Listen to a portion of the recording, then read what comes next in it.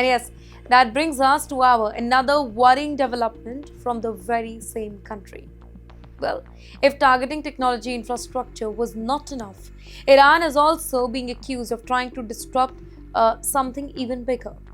Well, that is the skies over Bahrain. Now think about this. Every day, thousands of passengers fly across the Gulf. Hundreds of aircrafts pass through Bahrain's airspace. Now imagine hearing reports that drones were targeting aviation system, and that is exactly what Bahrain says happened.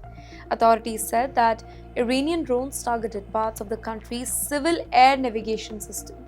At the very same time, Iran claimed it also targeted the US military assets, including radar system, Patriot air defense system, and other infrastructure. Now, also here, Bahrain says that aviation operations continue normally, and there has been no US confirmation of Iran's broader claims here.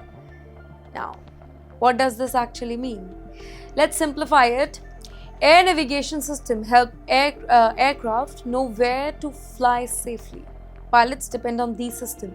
Air traffic controllers depend on these systems. Millions of passengers depend on these systems every year. So, even reports involving such an infrastructure normally creates a lot of concern. Fortunately, Bahrain says that flight continued operating, but there is no immediate disruption. Here, experts say incident shows that how modern wars are expanding.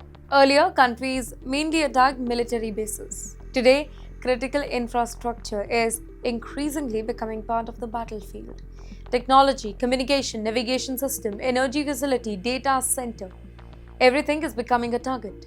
And that creates another uncertainty not only for the governments, but also for airlines, businesses, tourists, and ordinary families planning their next journey.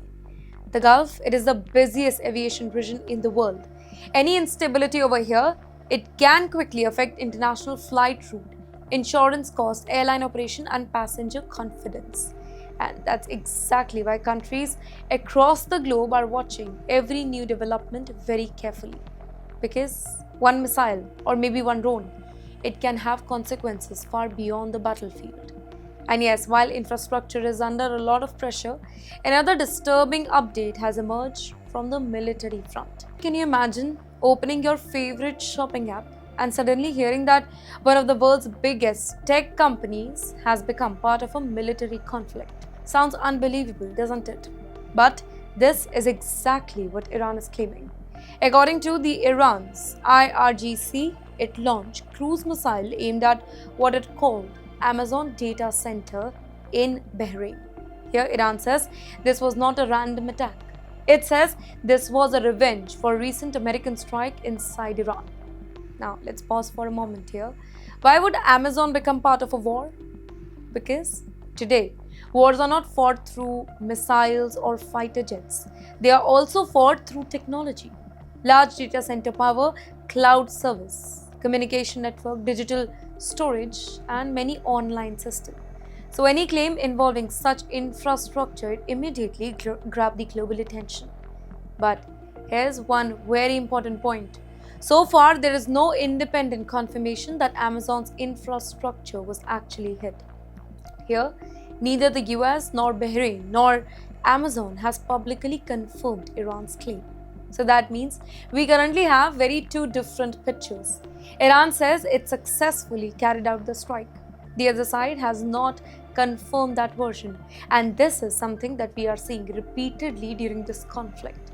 One side announces a major attack, the other one remains silent, while the entire world waits for verified information.